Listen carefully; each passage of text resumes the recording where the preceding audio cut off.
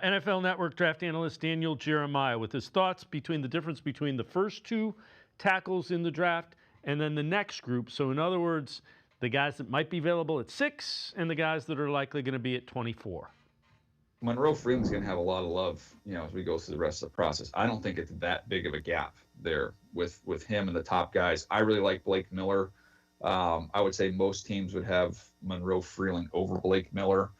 But I don't think, you're talking about, just off the way I see him, you're talking about the top two guys who are my 12th and 13th players, and the next three really 23, 24, 28, 29, even with the next one. So there's a big clump of them there. And how do you close the gap? Well, I think a lot of it's going to be, meeting with these teams and, how well do you understand it? How do they feel comfortable with you in terms of your ability to absorb what you're giving them and instruction. I think the Zoom meetings that they have now is incredibly valuable that we didn't have before with scouting.